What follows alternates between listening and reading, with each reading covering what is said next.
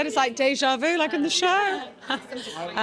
Thanks for coming to speak to us tonight. Maybe you can kick off with an intro to the Lazarus Project Season 2. What can people expect? Season 2 starts immediately where Season 1 left off. You'll be very unsurprised to hear. And we go straight into fast-paced comedy, drama, stunts, time travel, politics, and a world of extreme excitement. And of course, this time travel world, this genre, has quite a long history. Did you yourself did you go back and watch Back to the Future? You know, things like Groundhog Day? How did you wrap your head around it all? Have you ever found yourself tied in knots? I am not a time travel expert. I don't know much about science fiction at all, so this was all very new to me. And probably the last time travel show I watched was Doctor Who when I was about 7 years old. So not my usual world, but it's been fabulous. And Joe Barton seems to have such a skill for making these incredible shows that are gripping. There's also a lot of levity in there. What's it like working with him, and what makes him such a special director? I think we're just lucky. We're lucky to have him. Every word he writes is absolutely right for the character. It moves the plot along. He's kind of the best we've got. I'm so grateful, really grateful. And Wes, you're absolutely formidable in this character. How do you see her, and what do you enjoy most about playing her? Series 1 was great because she was hiding everything from everybody. Series 2, they break away at her carapace and they start to reveal who she really is, what sort of woman she really is, why she does what she does, and also you get to see more of her kind of domestic life and her personal and emotional life. So that's exciting. And it's absolutely incredible cast, and it looks like you had a lot of fun making the show. What do you love most about working with these people, and what were some of the highlights on set? Every day is fun with this lot. They are funny, charming, sweet-natured, but fantastically professional and very, very bright. So what's not to like, really? They're heaven. And in particular, Papa, I was talking to him earlier, he's got, done so many interesting roles, had a very meteoric rise. What do you think makes him stand out in particular as an actor?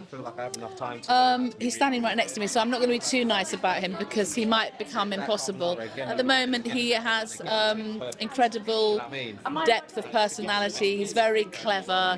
He's also not full of himself, which is, to be honest, quite difficult given who he is and what he is. So long may it continue. He's divine. We love him.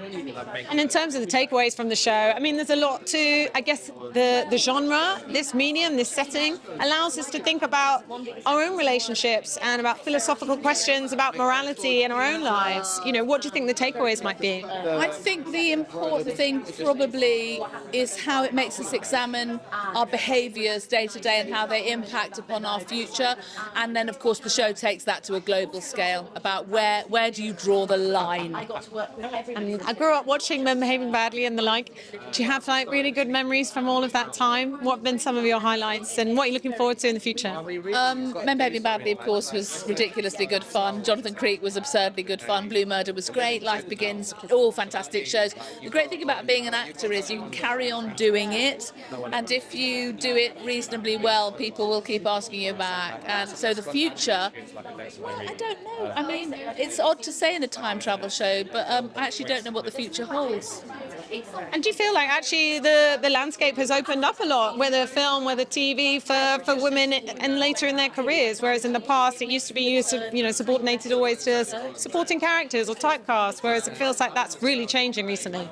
I think, one of the things about Joe Barton, and he was saying what a great writer he is he writes so well for everybody, not just the geezers, not just the blokes, but also all the women, the young women, the older women, everybody. We all get a chance to explore part of our acting kind of diversity, and we're lucky to have him. I think it's opening up. I don't really know. I mean, when I do this show, I'm very, very in it, so it's 6-8 months of the year. Series 1 was very much out of my comfort zone. I've never been involved in anything science fiction-y or anything about time travel, working for sort of secret organisations, the whole thing. I mean, it's just never been my world. That was kind of quite challenging for me. But then coming back into series 2 and to read the scripts, which are, to my mind, even more extraordinary. I mean, Joe goes places that I don't know where he gets the ideas from, but he just literally he picks up this ball and he's running with it, and it's a breakneck speed. It's like being attached to a team of forces. It's like being a gladiator, and we just go with it. It's always once it's shown, just constantly spotting. I mean, I never stop being amazed by it, and I think the audience is going to feel that too. Actually, I really do. I think they're going to think, oh, I didn't see that coming, and I think for my character that is certainly true. Yes, I mean it's a nightmare. I can't lie. It's an absolute nightmare. You wake up and you think, I've no idea what year we're going to be in this today. Mercifully, we're surrounded by very good makeup people and people who watch the script like a hawk and know what's what, and we've got each other. And I don't, I probably mentioned to you, we have a chat group where we can go, what are we doing tomorrow? And it's who's dead? Are you dead? Am I? Is someone alive? Are they alive again? Is it? So it's a constant reminder about where we are in time and what's happening. That's quite fun, actually. I have to say, I've never done it before, but it's a lovely thing. You're right.